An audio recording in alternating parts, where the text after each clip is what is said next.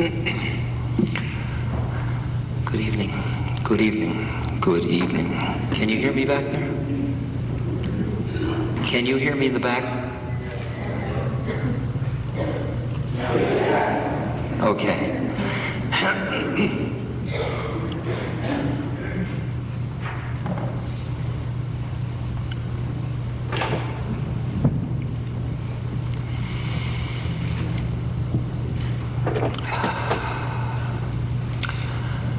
So we gather again and again to reassure ourselves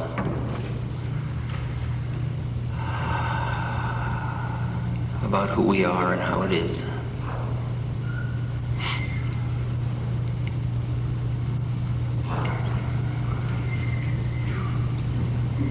Perhaps who we aren't and how it is.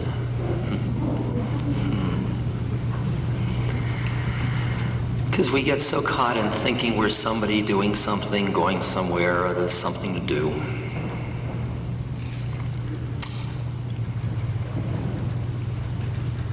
I don't think I'm going to be giving the beginner's lecture tonight.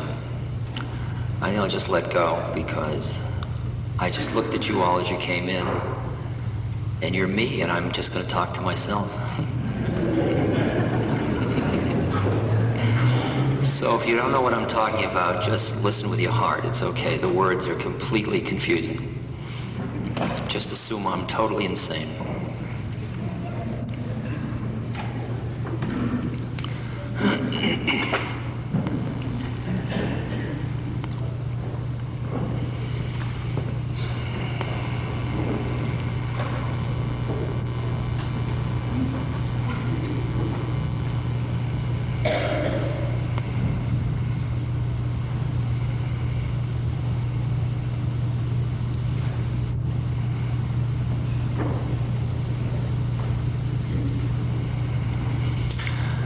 I guess we haven't evolved to the point where we really can spend a whole evening just being silent together as a lecture. It's interesting that in the silence is really the answer to the mystery. The words just keep your minds quiet, our minds quiet, so that our hearts can hear each other. Because we're really here to acknowledge and honor our hearts.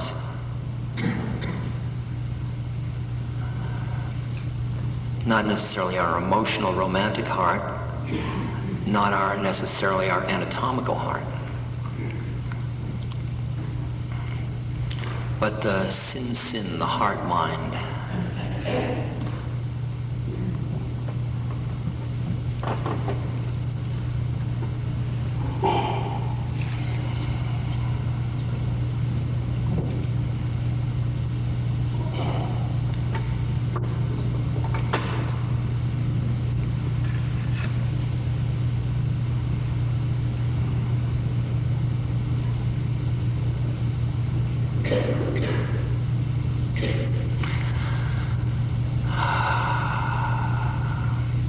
You and I were so well trained, we were so well socialized to be somebody. Our parents told us who we were. Our schools told us who we were. The culture told us who we were. If you just ask the question, who am I? Every answer you give is really a lie. Because it's a concept. It's a limiting condition. It's a prison. I'm Richard. I'm a man. I'm 55 years old. I'm an Aries.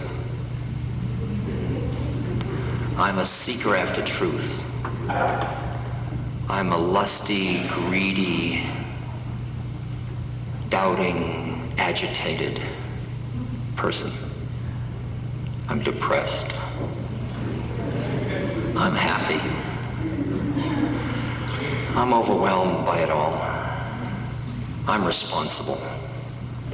I'm laid back. I'm confused. I'm hurt. I'm suffering. I'm out for fun. I am the Spirit. I'm God. I am the One. I am. Every one of them is relatively real. It's sort of real, but it isn't all real.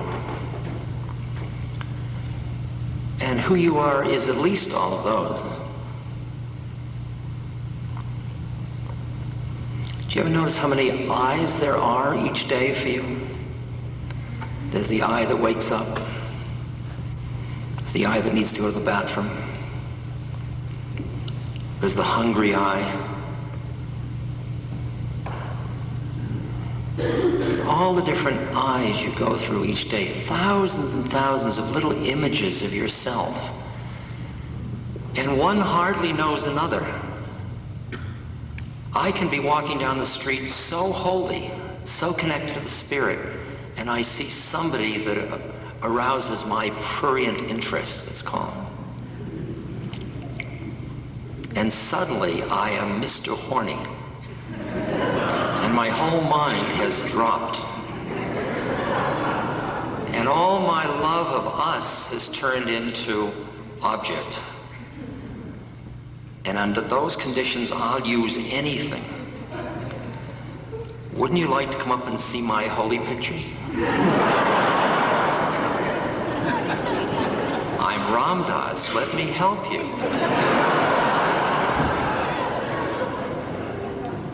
And who I was a moment ago is horrified by this person. This person would screw that one to the wall to get what it wants. We are all thousands of these beings. And they're a loose confederation that we call our ego. And they all sort of are organized around a structure. You say, that's me. That's me in all my many facets.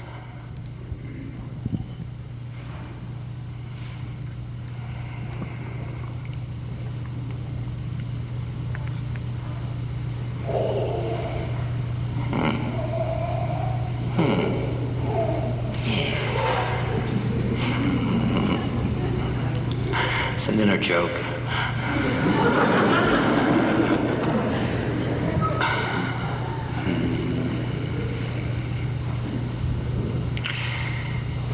We learned all these self-images. They're concepts we have about ourselves.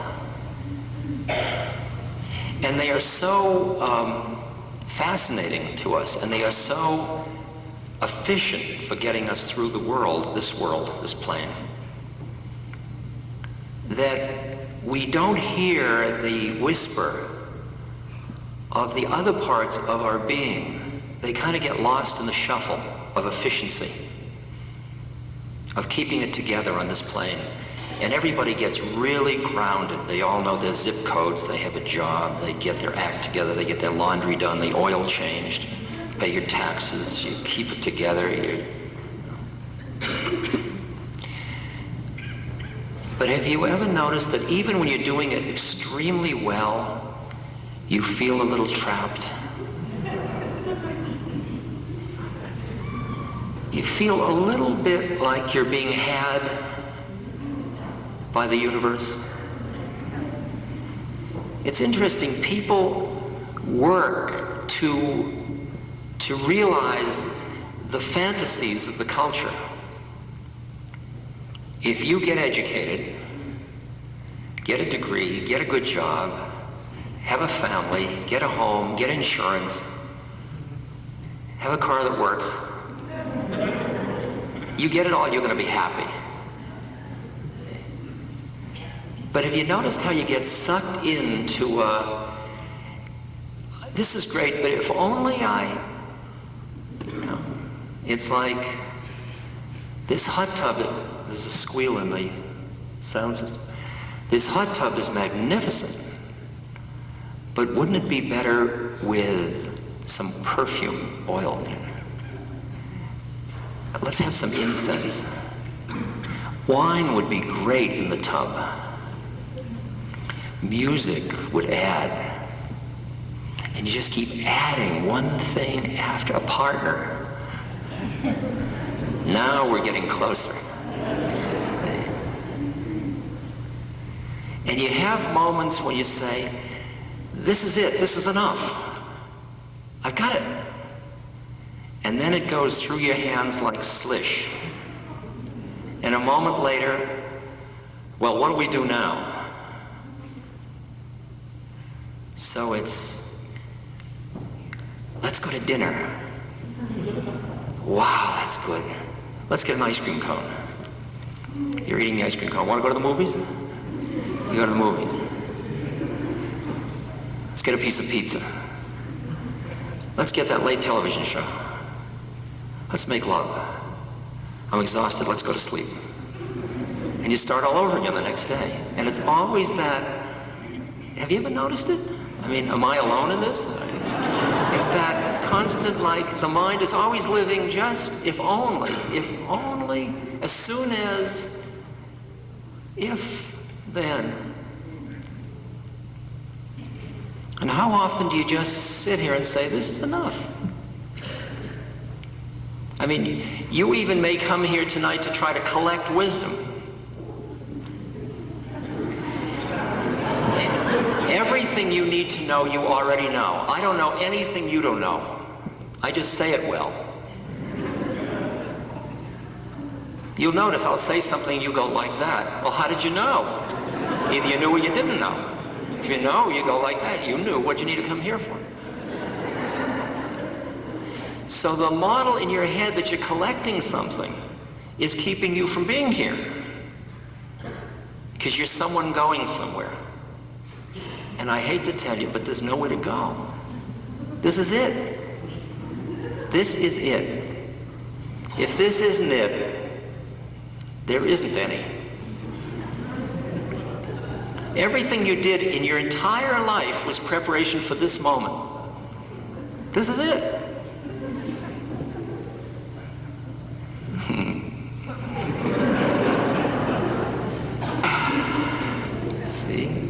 You say, I can't afford to stop. I mean, I have commitments, I have responsibilities, I have contracts, I have a job, that doesn't matter, you can do all that.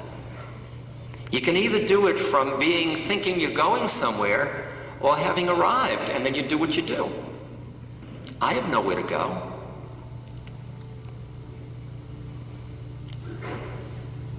And then this just happens. It's interesting, like your heart is beating. You're not making your heart beat. Beat, beat, damn it, beat. Gotta keep my eye on it. Beat, watch it, beat, beat. I'd like to talk to you, but I gotta keep it beating. Beat, beat, beat. Make sure my intestines are working. Keep moving the stuff down, through. Beat, move, beat. Better breathe. Breathing in, breathing out. Breathing in. You see, that's all going on. And you're listening to me. You don't spend hardly any time doing that. Many of you drive cars. And you can be driving a huge metal monster at precipitous speeds while listening to the radio, thinking about where you're going, perhaps making love, looking out the rear window for a policeman, smoking whatever you smoke. It all can be happening, and you're just driving along, and you're not busy driving at all. This tremendously complex thing you're doing with centrifugal and centripetal forces and rates of acceleration. I mean, it's a physics problem that would cover pages. You're not even thinking about it. It's all in what's called base brain. It's interesting when all life gets that way. What do? What do we do with the rest of the time? It's even further out than that because there's no time. Everything of you that's in time is all passing show. It's all corrupting and falling apart anyway. Christ said, lay not up your treasures where moth and rust doth corrupt. That includes your body and your personality and your friends and your loved ones. Everything's changing, everything's dissolving, it's all going. It could make you nervous. If you identified with it, If you think you are a form of any kind, even a thought, unfortunately, it's all going to change. I mean, you are at this moment dying. You may not have realized it, but everybody in here is decaying. It's built into the system. You can eat as much wheatgrass as you want, and you will still decay and die. Just like the trees drop their leaves, it's built into the system. If you identify with your Volvo, sooner or later, even a Volvo, oh no, not a Volvo, even a Volvo, it will go. It can't go. It's my Volvo. It's my body. This is your life. It's my life. It's going. You remember the poem Ozymandias? Somebody's walking out in the desert and they see a stone sticking out of the sand. And there's an inscription on the stone and they decipher it and it says, I am Ozymandias, King of Kings. Look upon my works, ye mighty, and despair. Nothing more remains. That's it. That's it. If you are busy thinking you are somebody going somewhere, doing something that's going to amount to something, suffering. It's as simple as that. Buddha pointed out in his second noble truth, the cause of suffering is the clinging of mind. If your mind clings to anything, that clinginess, you are clinging to something and you're trying to hold it and it's changing right out from under you.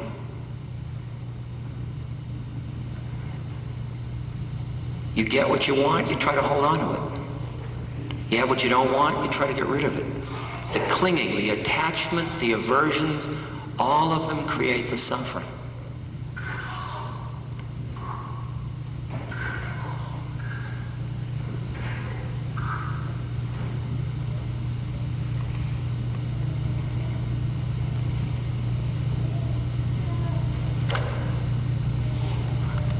I used to try to figure out who I was.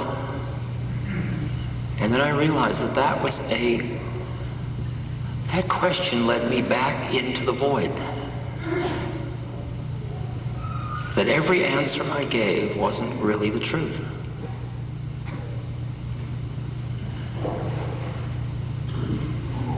It's as if who we know ourselves to be is like the tip of an iceberg. And there's this vast quality of our being beneath it.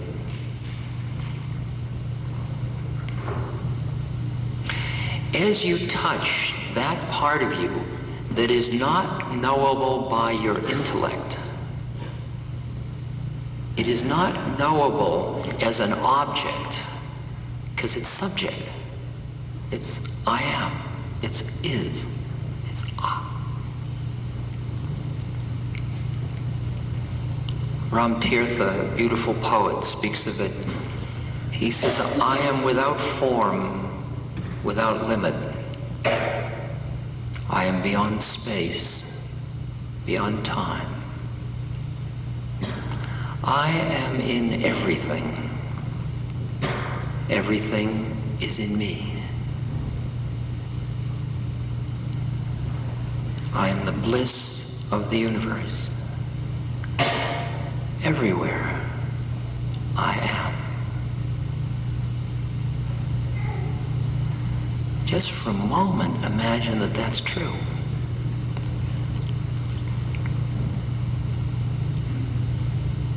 I mean, you can use the thing I work with, this little channel selector. See, and you look at me and you see 55-year-old, well-preserved, rather nice-looking gentleman. Flip, you see a pleasant seeker after truth in a teaching role. On the second plane, you see everybody's socio-psycho dynamics. There's a mother, there's a professor, there's a student, there's a manic depressive, there's a depressed person, there's a hopeful person. That's the plane when you're in therapy, that's the real one.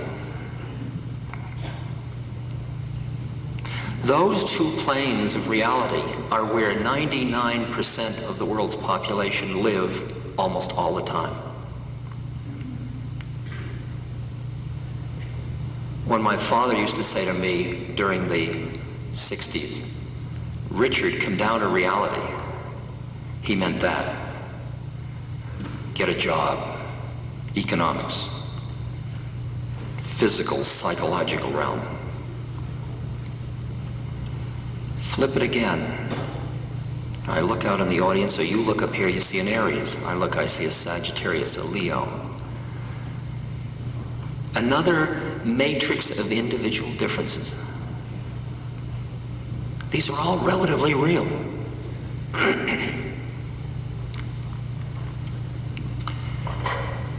I can tell you are different from you on the physical plane. You're a man, you're a woman. I can tell you are different from you on the psychosocial plane, your roles, your social identity.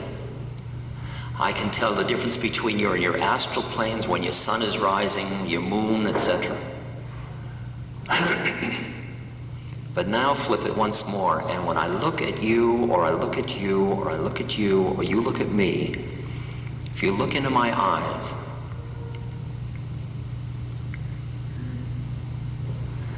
what you see is another being just like you, except that I'm packaged differently.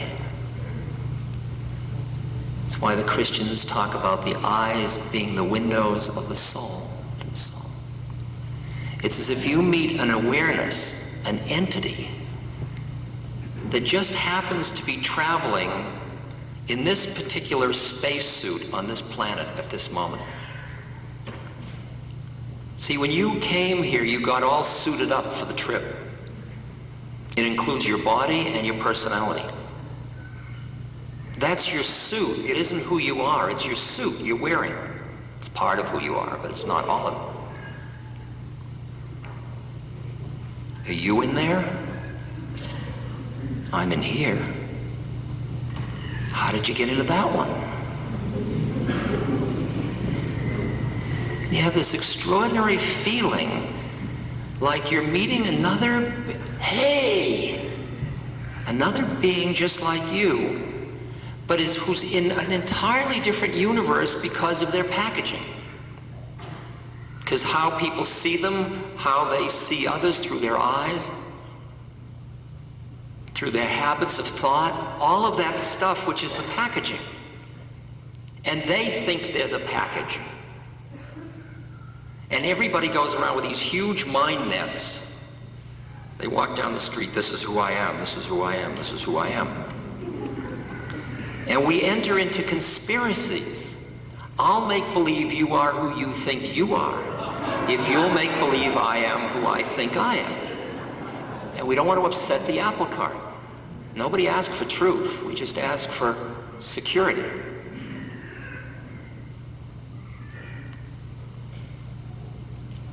And we are constantly picking up cues as to who everybody thinks they are, and we constantly occurring each other. Oh, if you turn the dial once more, and we look at each other, I'm looking at myself, looking at myself, looking at myself. Because there's only one of us in drag. We just appear to be many. This is the play of the one. This is God as creativity. You are the creation. Who you think you are is the creation. Who you really are is the creator. And you have a choice whether to identify with being the creator or the creation. As long as you identify with the creation, you're being had. You're just an unfolding set of laws, no big deal. I have free will. Forget it. You don't have any free will. Who you think you are doesn't have any free will. Who you really are has all the free will in the universe. You are free. You're the creator. To accept the fact you created yourself, not you, your personality didn't create it. That's a creation. Is this too heavy, or can you hear what I'm talking about? Anybody here? It's okay? I can't.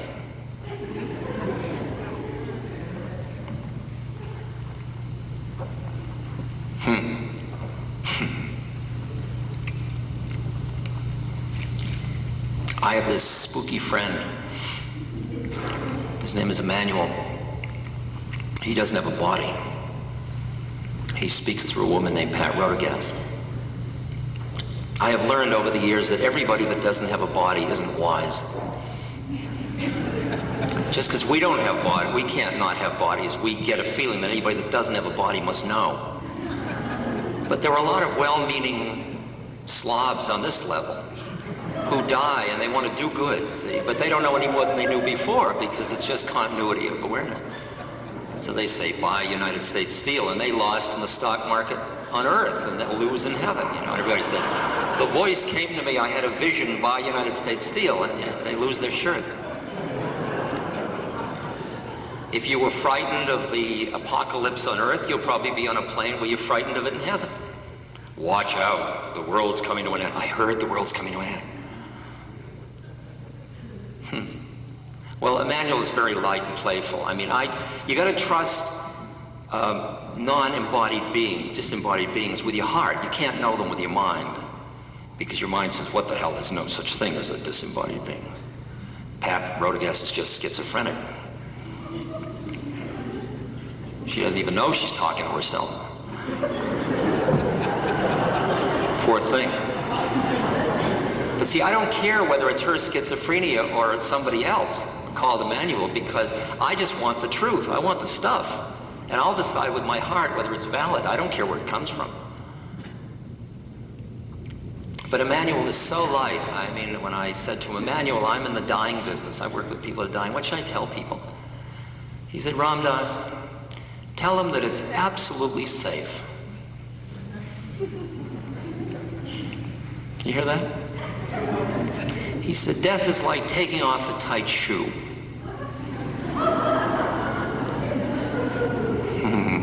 Who wouldn't trust somebody like that?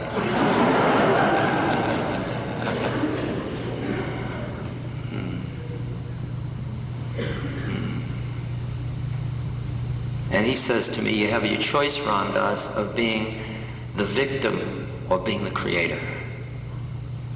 As long as you identify with who you think you are, with the form, with the dance, with the unfolding of forms, you are part of the lawful nature of karma, the Tao, yin and yang, positive and negative, dark and light, good and evil. You're part of all the world of dualism.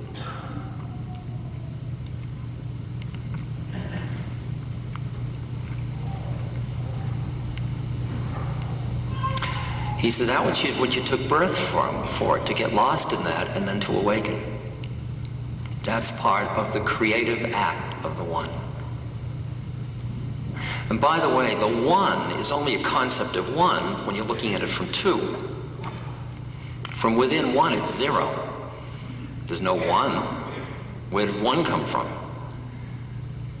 Because the one has no manifestation. It's just immanent, or it's unmanifest, or it's... and then it comes into form to play. This is all play. Remember Hermann Hesse's Journey to the East, I think.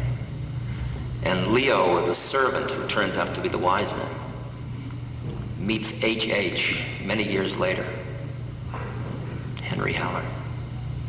And Henry Haller's a bitter old man because he left the Journey to the East.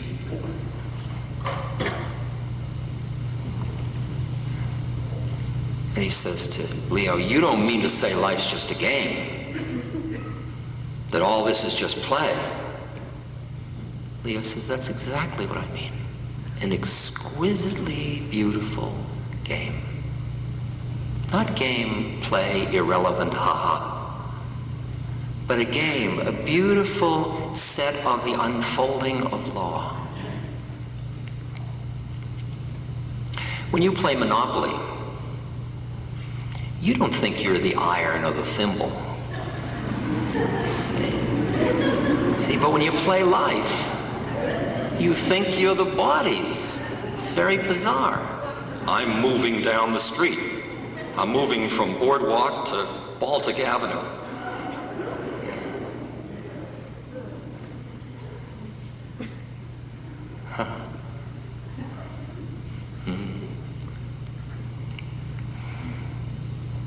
I said to Emmanuel, what's my work on earth, Emmanuel? What am I doing here? Because see, I gotta tell you that ever since the 60s, when Tim Leary turned me on, that Irish rascal, and he showed me that I wasn't who I thought I was, rather dramatically.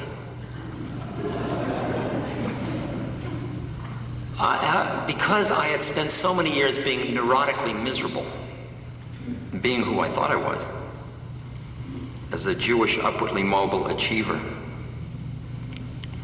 with all my sexual mashugana business. And analysis hadn't helped. And I had depressions. So that this plane, these physical, psychological planes weren't exactly they weren't a bundle of fun for me. And so once I tasted that I wasn't that stuff, and I experienced this feeling of I'm home, it's okay, I'm free, I am. I got catapulted out of who I thought I was.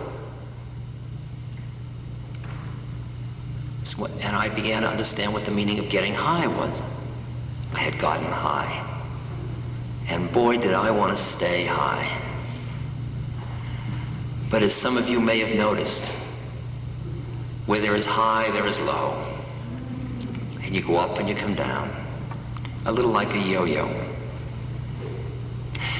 And it took me a long time, years, to realize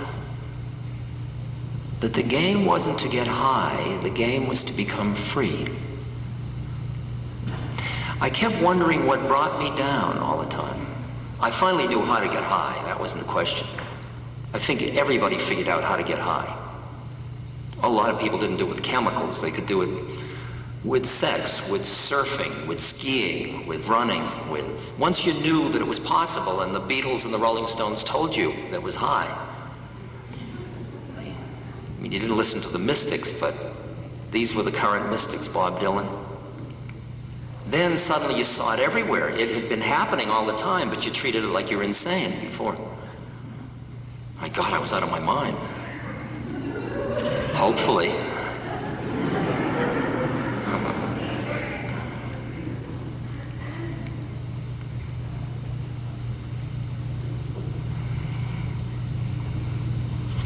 There's an interesting line in the mystic literature that says, there is nowhere to stand. There's nowhere to stand. See, at first you stand in what you learned yourself to be, and you look up at heaven, and these cathedrals are all designed so you can look up to God, look up to the Spirit. And then you transform yourself in one way or another so that you go from here to there, and then you're there looking down on here. Yes. So that's how it all is. I mean, there are planes here where you look out and all you see is the perfection of the unfolding of the law. That's all you see. And it absolutely, it's awe-full. It's full of awe. You are filled with awe by the incredible, I mean, you know it in little ways. I mean, you know it in psychology, or well, that doesn't have very much law, but we know, yeah, it all has law, but we don't know it. But you know it in physics, genetics, astronomy, the way the planets move. You allow that the planets are all moving lawfully, but you don't think of yourself as part of that lawful structure. But then you see that everything that is in form is in law, and you look at it and you see it all. And at that moment you look out and you say, it's all unfolding perfectly. It's a strange place to be in. It's not human. It's a place you're looking at it from here, and you see it's all perfect. And if somebody falls down in front of you, you say, perfect, karma. This is karma. It's a cold place. It's like a cold blue place. You're looking down. Then you come back down and you come into your human heart. And you look at the suffering around you. And it hurts so bad. I mean, there's suffering. And when you go to reach for that one, there's suffering. But what about that suffering? And what about that one? I mean, there are the obvious sufferings of starvation, of violence, of torture. There are the subtle sufferings of neurosis, the sufferings of yearnings that are unfulfilled. Everywhere you look at forms, you will see the quality that a form imprisons, and there is suffering. As a human, and your heart hurts so bad. You come up here and you say, it's all perfect. You come down here and you say, oh my God, it stinks. It's getting worse. We're doing ourselves in ecologically. We're living with a bomb over our heads. We're polluting the air, the water. There's more violence, there's more terrorism. There's more economic uncertainty, there's more discrepancy between the haves and the have-nots. It's getting worse. Go up, perfect. All unfolding just as it should be, including the suffering. If you stand in either one of those, you're standing somewhere.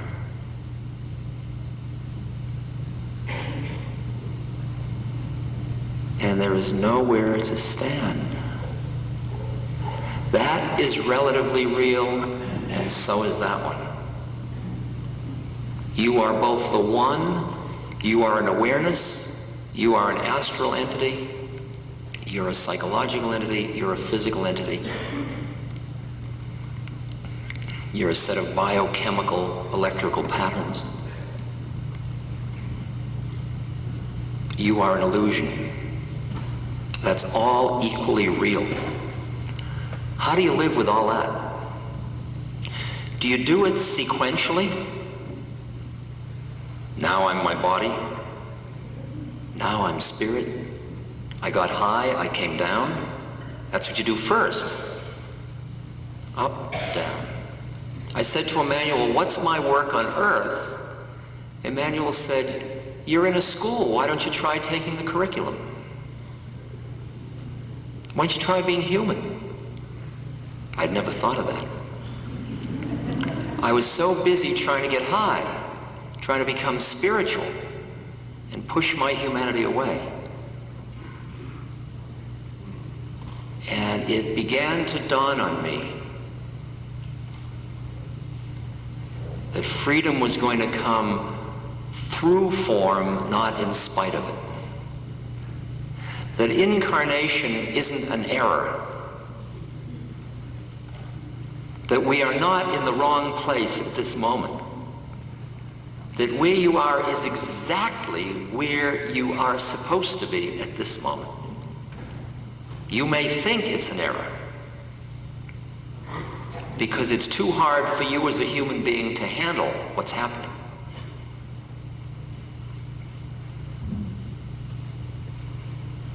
It's interesting, because if you push away your humanity to get up there, you're standing on tiptoe. You are not balanced because you're pushing something away. It's a clinging of mind. If you get so immersed in your humanity that you forget your divinity, you're clinging of mind.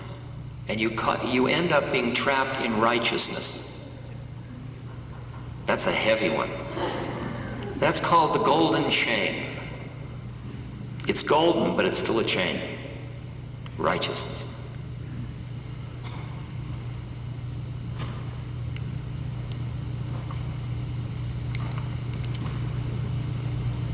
Christ said, I am in the world, but not of the world.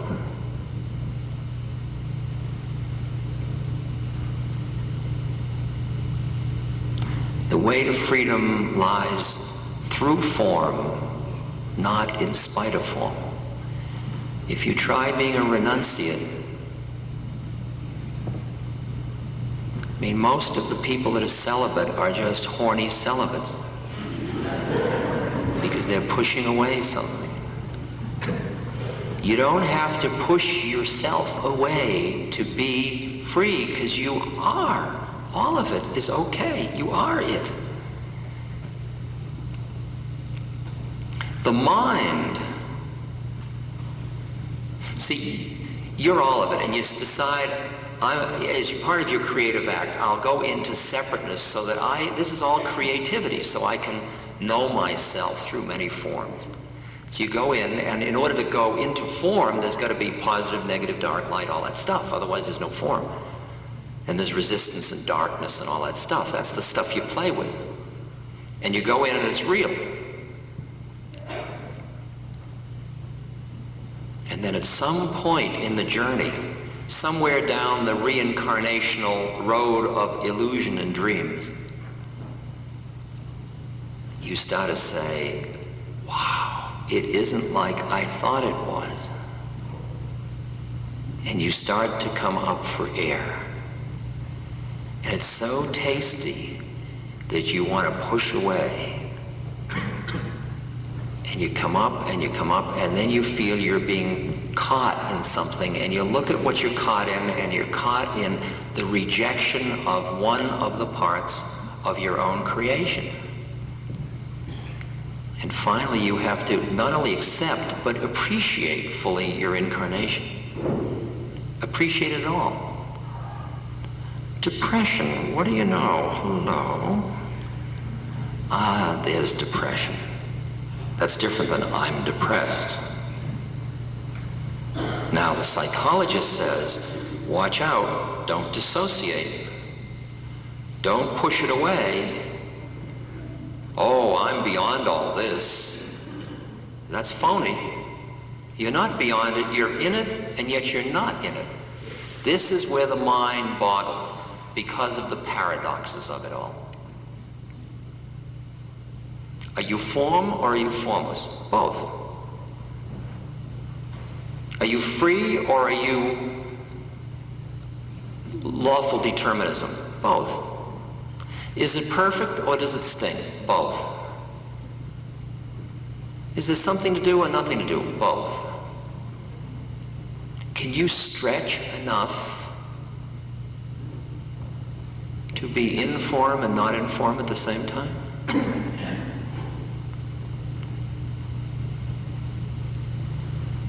All the methods, the spiritual methods, whether it's bhakti or gyan or dhyan or meditation or tantra or karma yoga or all the different forms of yoga, all the different forms of meditation, all the different techniques of tai chi, and all of these things are designed to extricate you from the attachments of mind, to let you come up for air to the other part of your being.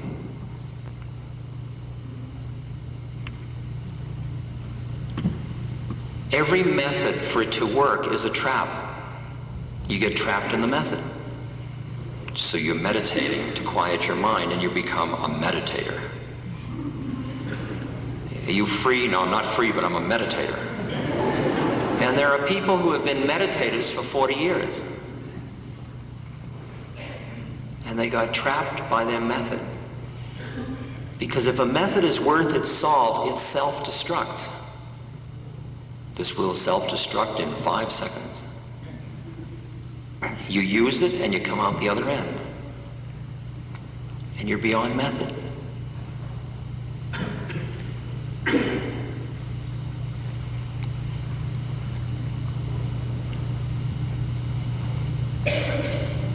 Most of my audiences, for years I was saying, get high, let go, relax, come on up and dance, come on out and play. Hey, come on out and play. And they'd all have their noses pressed against the window. I can't, my mother said I can't, it's too late. And I'm out there bouncing my ball. Come on out and play. And then I saw all these people out in La La Land.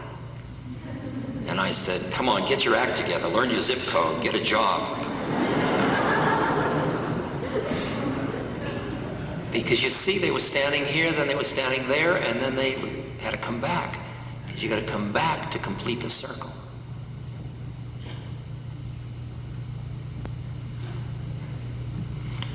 From here, you see that it's all unfolding perfectly, and there's nothing to do. And as you look at that perfection includes your humanity and your yearnings and your feelings of heart, of compassion.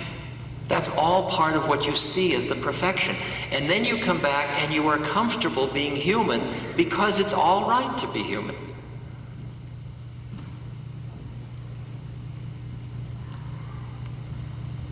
It's a very far out blend. You meet people constantly, and they are busy thinking they are who they are, and you have a moral responsibility not to awaken them. You try to, and they'll probably kill you anyway. It's like Plato's cave, where everybody was looking at the shadows on the walls of the cave. And that was, they'd been chained for so long in the cave that they assumed that was reality. And then one man escaped from the cave, and he went out into the sunshine, and he came back and he said, hey everybody, this is all an illusion, this isn't the way it is. And they stoned him to death.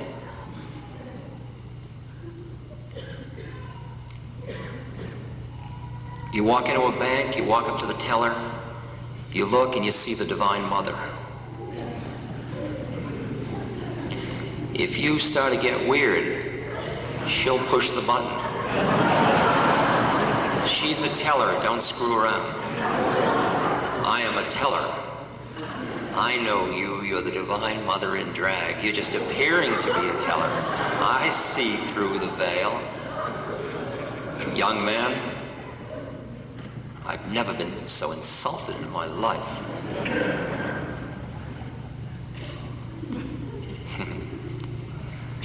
You learn to keep your own confidences. Because you look out and you just see all these souls going through all these journeys they're taking so seriously. They all think it's so real. I mean, will Ram Dass give a good lecture, or won't he? Will I achieve fame? Will I help people? How poignant he is. How poignant he is. I mean, I'm just a renter Ram Dass, the way I see it.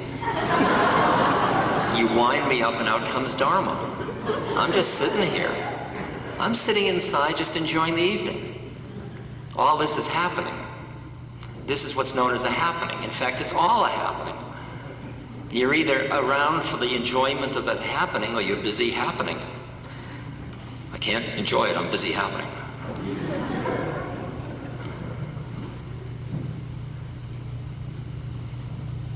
People are afraid if they don't take themselves seriously, it'll all fall apart. The funny thing is that when you don't, it's like the statement, truth waits for eyes unclouded by longing. Or the other one, quietness is master of the deed. Well, here's the best one, I think. Out of emptiness arises compassion. See, you think compassion comes out of that emotional and caring and pity and empathy and all that stuff. You're afraid to let it go for fear you won't be human. And then you start to empty your mind and empty your mind. A couple of years ago, a year and a half ago, I went to Rangoon, Burma for some meditation in a monastery. Because I realized that what I was trapped in was my own mind. And how do you get out of your own mind? You can't stop it. And each thought comes along and says, think me, I'm real. And if you try to extricate yourself from that one's got you. It's all like sticky stuff. And that's why in the West we started to think cogito ergo sum. You started to think you are your thoughts. But once you understand that isn't the way it is, then you start to look for disciplines to get you out of it. So I found a really simple, no-nonsense discipline. It was in Buddhism, and I'm a Jewish Christian Hindu, but I'll take anything that'll work.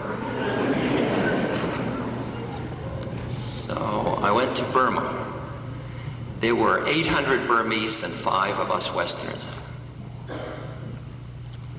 Some of you may know some of my fellow students, Joseph Goldstein and Sharon Salzberg. We'd start every morning at 3 a.m.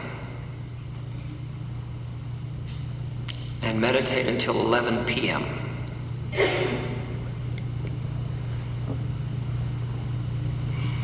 You had a meal at 5 a.m., a meal at 11:30 a.m. All the rest of the time you took only water.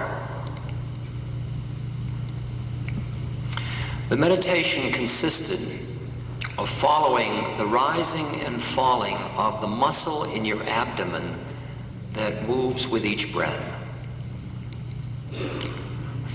Rising, falling, rising, falling, rising, falling, rising, falling.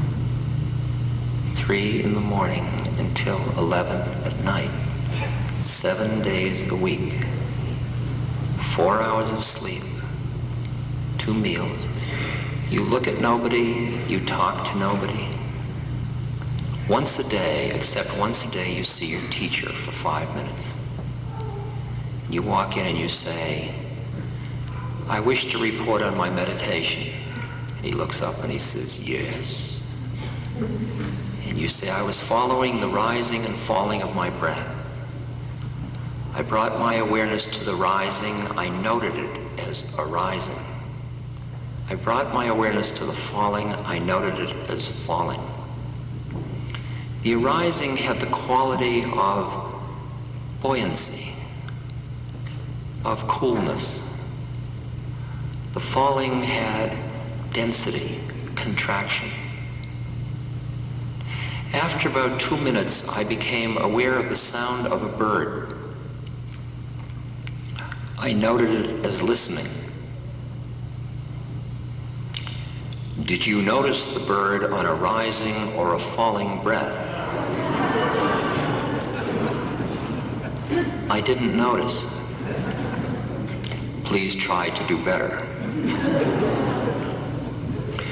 Did you awaken this morning on a rising or a falling breath?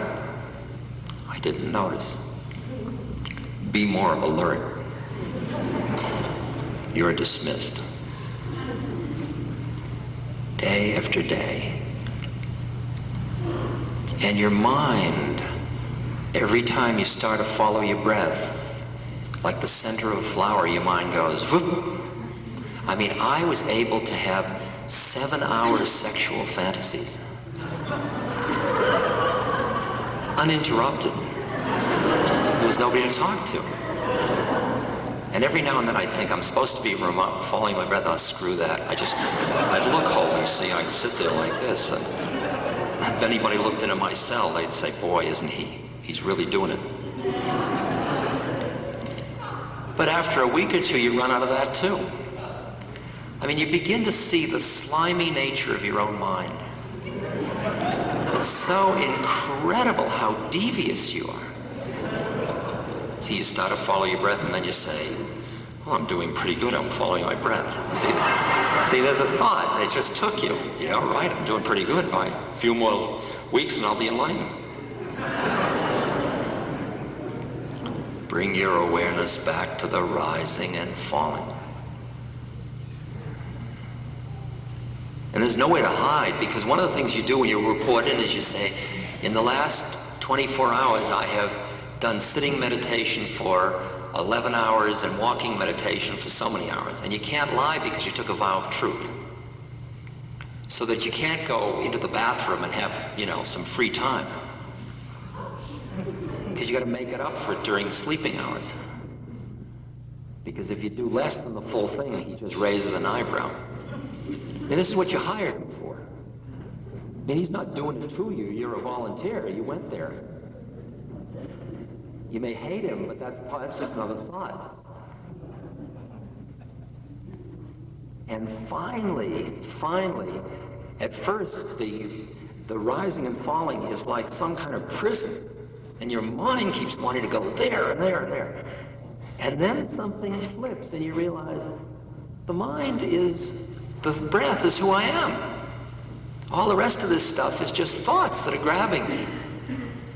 And you start to quiet into the breath until pretty soon all the thoughts are like little teeny bugs around the light.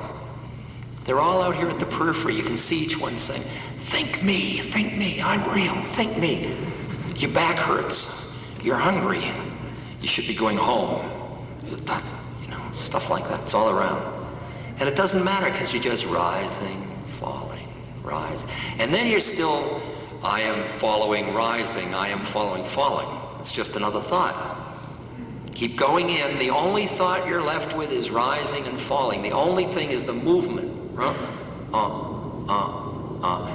Until that's all there is, and you aren't. Because the whole set of balls you've been juggling of who I am has just lost its power to control you, and all there is the breath. And that is the beginning of the journey from that tradition's point of view. Because then your mind has become so concentrated, it becomes like a laser beam, and it starts to penetrate into the universe. And you start to see, because your awareness gets out of time and you start to see things in a very different way. For example, you'll see something coming at you, which is just light and dark and whatever that you're seeing. And then you've experienced your mind going out and conceptualizing it and saying hand. See, at this moment, if I hold this up, you see hand. You almost can't be innocent enough to see what you saw as a baby before you learned the term hand. And you return to that place where you can see your mind grab the universe and keep making something out of it. And you come back to the pot where it's all possible again, because your mind hasn't narrowed all the possibilities. And the penetration goes deeper and deeper until you see the changing nature of everything. And you see that everything isn't solid, it's just a lot of changing stuff. And you directly experience it. Buddha said, don't just study it and think about it. Do it, experience it.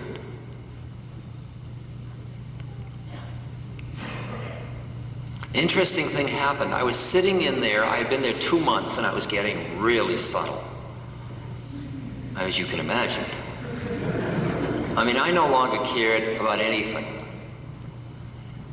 And a telegram arrived. All the first month, I was dreaming that a telegram would arrive and I could escape. By the second month, I didn't even want the telegram to come, and then it came. And it reported that my stepmother had cancer, and she was going to undergo surgery. My father is very old. My stepmother was considerably younger. She was taking care of my father. I got the telegram, and immediately I thought, I've got to go home. I took the telegram to my teacher. I showed it to him. He said, I would recommend you not go. He said, you're at a very subtle stage of your development now. If you really want to relieve the suffering of others, you have to relieve your own suffering first. Somebody that's caught in quicksand cannot free another. She'll be taken care of. If you go now to try to take care of her suffering out of your feelings you're having now, you will not be able to free her or anybody else, really. You're getting really close. Why don't you stay on and continue to work? You can hear what he's saying. I can hear it. I heard it perfectly, and I said to him, I've got to go home. And we both saw the poignancy of my predicament. that in addition to being a seeker after truth, I am also a Jewish middle-class boy with a family that needs him. It's my karma, and I couldn't deny it. And I went from sitting in the monastery in the cell for 17 hours a day, alone, for months. Within 3 days of flying, I was in the intensive care ward with doctors and nurses and machines and ugh.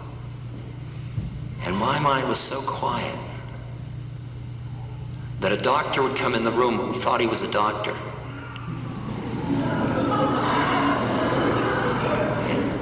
And I just see another awareness rising, rising, falling. And very slowly, that intensive care ward, all the nurses and doctors started to get so soft. And they just started to hang around. They were so happy doing it. And I thought, whatever I'm bringing back, it's certainly catchy. See, I had had an experience, this is a funny one, I had an experience many years before. It was my parents' 40th wedding anniversary. And my mother was already sick with cancer, and this was going to be perhaps their last anniversary. It was on January 1st, their wedding, they got married New Year's Day. The night before, Tim and I and Ralph Metzer and a group of us had had a New Year's Eve gathering around the fire with very large doses of LSD. And I had timed it a little wrong because the family gathering was a brunch the next day. And there was no night, of course. We were all just making love by the fire. And in the morning, when I looked in the mirror, I wasn't there. I went to shave, and there was no face. And I thought, I think I'm in trouble. So I didn't want to scare myself, so I closed my eyes and I shaved like this, because I knew I'd scare myself. Then I got in the car to drive to my brother's, and the steering wheel kept turning into a snake, and all the people spoke foreign languages, you could tell by looking at their mouths, and I didn't know where I was. I didn't even know who my brother was, but I figured, don't scare yourself, you know where you're going, just do it. So I got to my brother's house, and I went in the house, and there were my grandmother and my parents and my nieces and nephews. They all looked very simian. They all looked like monkeys. And my grandmother was up in a tree scratching herself, and all the different members of the family were just sort of sitting around looking all alike. They all looked exactly the same. And we sat down at brunch. And I was wearing sunglasses, see, and they all figured it was New Year's Eve the night before. You're hungover. Yes, I'm hungover. Don't talk too loud, you know, and I did the whole number. They didn't know I was drugged. And I don't know about other Jewish families, but in our family, love is expressed in a very bizarre way. There's this kind of cutting sarcasm. So I was sitting opposite my brother, and he looked over at me. I was a psychologist at Harvard. And he said, well, how's the nut business? And I saw an arrow come out of his mouth and come across the table. And I psychically reached up, and I took the arrow, and I put it down next to my spoon. And I said to him, gee, Bill, your kids are looking beautiful these days. They're really growing wonderfully. I sent this heart out of my mouth, and it went across, and I saw a look of confusion on his face. And then he said, well, you certainly, all your wisdom, you don't seem to be growing any more hair. Another arrow came out of his mouth. I took the arrow, I put it down next to the other one. I said, Bill, you and Helen are looking younger all the time. It's just incredible. You really look successful and wonderful. It's a good-looking suit. Heart going across. Confusion. That afternoon, I can't tell you what happened because, of course, I was drugged, but In the afternoon, all the family were sitting around in chairs, huddling, holding each other. The kids were on the laps. Everybody was quiet and content.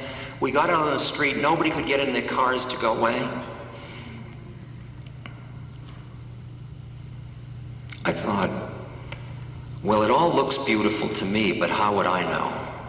Because you know how I am, what state I'm in. So I'll wait and listen. And the next day, there were all these people calling and saying, isn't our family beautiful? Wasn't that an extraordinary day? Wasn't that unusual? And I realized that the minute I was open and felt safe enough to be loving in the presence of the world just the way it was all free to change. That I was no longer in a reactive reaction, in reacting to it. I was responding to it instead of reacting to it. Can you hear that one? Yes? No? Yeah. And the same in the intensive care ward. So I started to take care of my stepmother, take care of my father. Now, I could have had the model of, if it weren't for them, I'd be getting enlightened. A lot of people come up to me and say, if I didn't have children, I could meditate. They're saying exactly that. But I had learned my lesson, and I realized that it was through my karma that I would become free, not in spite of it. And so I started to take care of my stepmother and be with my father and help my father. And I watched the way in which my mind, just as I'm following the breath, getting my father up. He gets on the walker, walking into the bathroom. Lift, push, place. Lift, push, place. Toileting, wiping. I watched my mind. Each day that I'd wake him up and take him to the bathroom, I'd be on a different trip. I'd be on the young man serving his father trip. I'd be on the taking care of this old man trip. I'd be on the I'm going to help my father spiritually awaken trip. I'd be on the humor trip, full of jokes. Each day I watched my mind grab and become somebody doing something. But the quietness inside kept making me let go and let go and let go until there was just good morning, blood pressure, sitting up, walking, toileting, bathing, dressing. We were just right here. He was quiet. He was here all the time. He was letting me go through all my nonsense. He was just right here.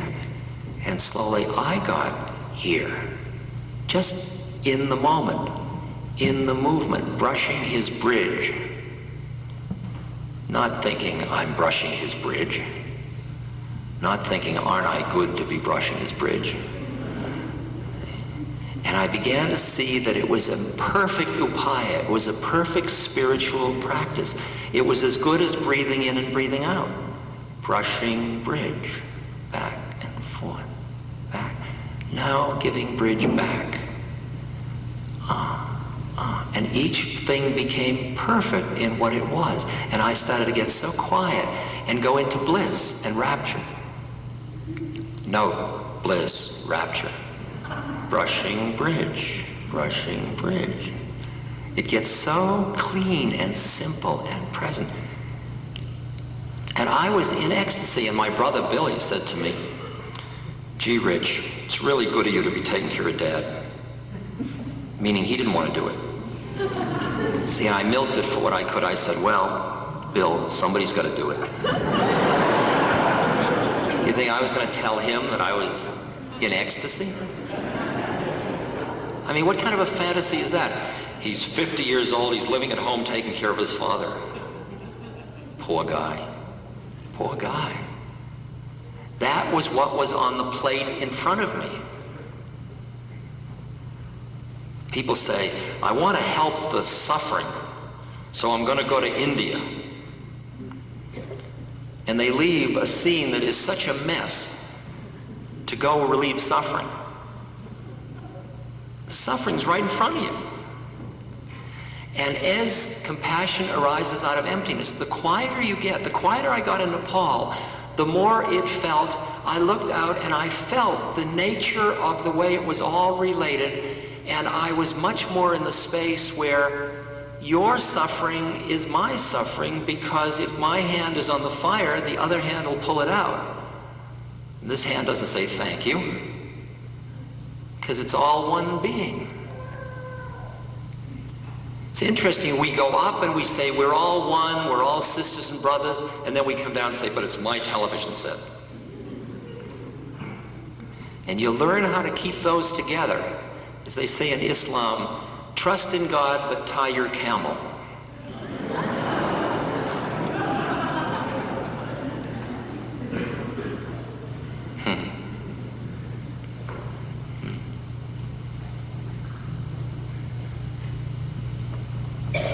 Gandhi said, beautiful quote, I'll read it to you.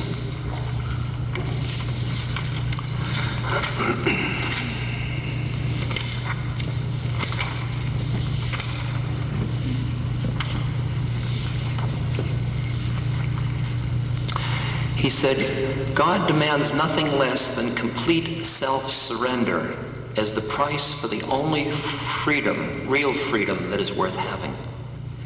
And when a person thus loses, I'll use herself, she immediately finds herself in the service of all that lives. It becomes her delight and recreation. She is a new person, never weary of spending herself in the service of God's creation.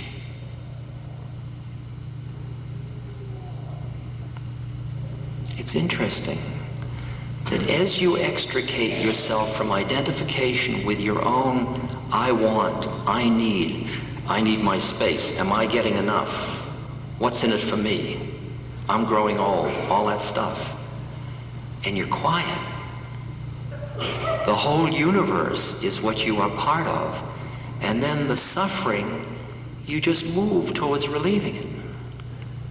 You become an instrument of it. You're not even busy doing it anymore, because that's just another thought. It's as if you have turned into a compassionate heart, the compassionate heart of the Christ. Not the romantic heart, not the pitying heart, not the empathizing heart, the heart. Ask not for whom the bell tolls.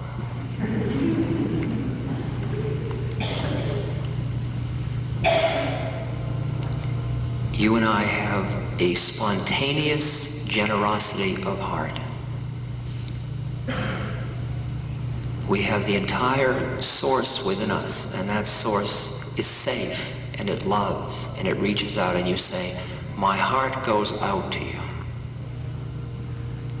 The intellect, in the service of our separateness, says, watch out, don't give away the store to the heart. And your intellect is constantly holding you back. Your heart is constantly doing this. When you realize who you are, that you are free, that you're safe, what can anybody do to you? That's what Christ said. What can you do to me? Shame me, go ahead. Think you got me? Oh, you think it's my body? Go ahead, nail me up. You think you got me? That isn't who I am either. I mean, he made a statement that was very bizarre. It was very far out. He said, look, I am not my body and I'm not my personality, and you can't get me. And you can see the meaning of that. The minute you bought what he did and said, that's true, that that was a true act, the minute that opens your faith in the possibility that you aren't who you think you are immediately free from suffering. Because from then on, all the suffering becomes a clue to you of where you're holding, and it's a clue to help you with your work. See, when you want to get high, you want to stay away from suffering. You want to go into a cave and get high by yourself. People bring me down. I'm not going to New York, it brings me down. I hate cities, they bring me down. I can be high in the country. I can be high with you, but he brings me down. Casper Weinberger really brings me down.